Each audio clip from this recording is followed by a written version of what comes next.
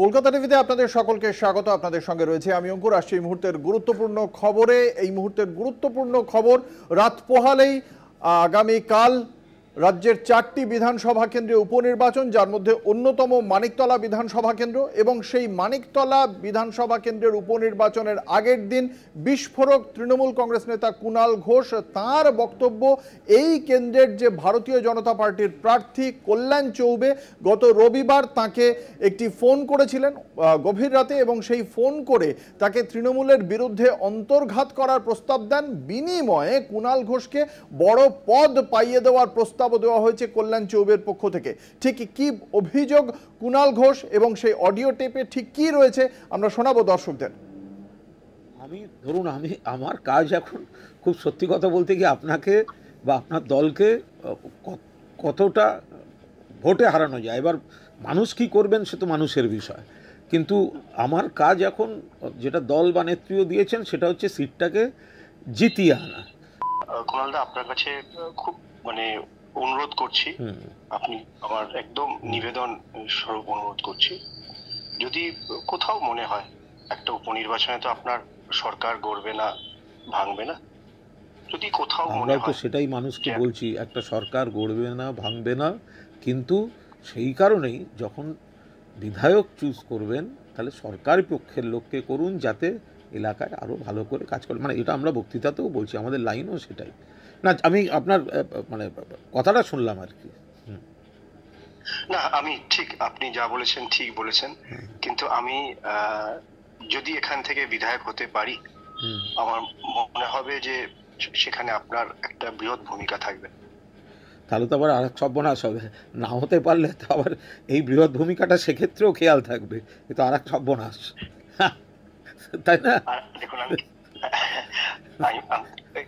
দেখুন কথায় তো চলতে থাকবে। না না না, ঠিক আছে ঠিক আছে, খেলাধুলার মধ্যে একদম একদম একদম ঠিক আছে, এটা হতেই পারে, আপনি লড়েছেন, দেখা যাক, বাকি আবার কথা হবে ভবিষ্যতে। আমি বলি যে যদি কৃতজ্ঞতা স্বরূপ, না না, যদি ভবিষ্যতেও কখনো খেলাধুলায়, সে সর্বভারতীয় পর্যায়ে হোক কি রাজ্য পর্যায়ে হোক, কোথাও আপনার মনে হয়, আমি আপনাকে অ্যাকোমোডেট করার চেষ্টা করব। থ্যাঙ্কস, আপনি বলেছেন, আমার খুব একটা ওসবে আগ্রহ নেই, তবে ঠিক আছে, ভালো থাকবেন, পরে কথা হবে। এই মুহূর্তে আমাদের সঙ্গে টেলিফোনে রয়েছেন আমাদের বিশেষ প্রতিনিধি দেবজ্যোতি ঘোষ। দেবজ্যোতি, এই অডিও প্রকাশ করার পর এখনো পর্যন্ত রাজ্য বিজেপির পক্ষ থেকে কি প্রতিক্রিয়া? রাজ্য বিজেপির পক্ষ থেকে যেটা প্রাথমিকভাবে শ্রমিক ভট্টাচার্য জানিয়েছেন যে একটি ব্যক্তিগত আলোচনা যেভাবে কুণাল ঘোষ ভিন্নভাবে সমাজ মাধ্যমে এনেছেন তা নিয়ে তিনি তীব্র প্রতিক্রিয়া জানিয়েছেন, এবং তিনি বলেছেন যে পুরো বিষয়টি কিন্তু মানিকতলার যে ভারতীয় জনতা পার্টির প্রার্থী রয়েছেন কল্যাণ চৌবে তিনি ব্যাখ্যা দিতে পারবেন, তবে যেভাবে ব্যক্তিগত আলোচনাকে তিনি সমাজ মাধ্যমে এবং সংবাদ মাধ্যমে এনেছেন তা কিন্তু কোনো মতেই উচিত হয়নি।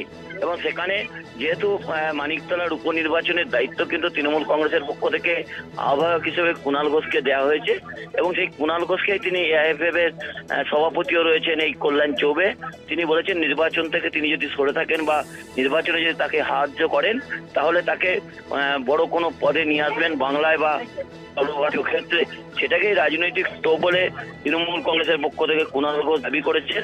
তবে ইতিমধ্যে আগামী রাত পোহালেই নির্বাচন, তার আগে যথেষ্ট বিপাকে কিন্তু করলেন মানিকতলার ভারতীয় জনতা পার্টির প্রার্থী, যা অত্যন্ত রাজনৈতিকভাবে গুরুত্বপূর্ণ হতে চলেছে আগামীকালের নির্বাচন।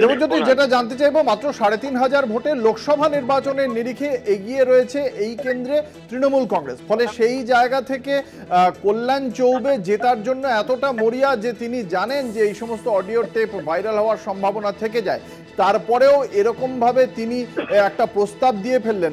রাজ্য বিজেপি কি তার ক্ষেত্রে কল্যাণ চৌবের বিরুদ্ধে কোনো সাংগঠনিক পদক্ষেপ করবে?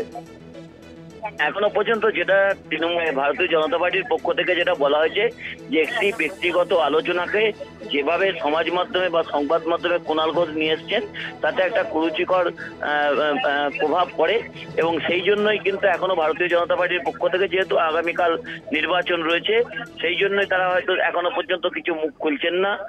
যদিও গতবারে যে নির্বাচনে তিনি দাঁড়িয়েছিলেন সাধন পাণ্ডের বিরুদ্ধে, তিনি কিন্তু নির্বাচনে পরাজয়ের পরেও তিনি আদালতের দ্বারস্থ হয়েছিলেন এবং আদালত থেকে বহুদিন পর্যন্ত নির্বাচন বন্ধ ছিল, সেই জায়গাতেই কিন্তু এই কেন্দ্রে আবার তাকেই প্রার্থী করেছে ভারতীয় জনতা পার্টি। তার যে অডিও ভাইরাল হয়েছে তা নিয়ে যথেষ্ট অস্বস্তিতে পড়েছে ভারতীয় জনতা পার্টি এবং কল্যাণ চৌবে স্বয়ংও। এই প্রস্তাবকে রাজনৈতিক মহল কিভাবে দেখছে? নির্বাচনের আগেই কি হেরে বসে রয়েছে বিজেপি, সেটা বুঝতে পেরেই কি এই প্রস্তাব?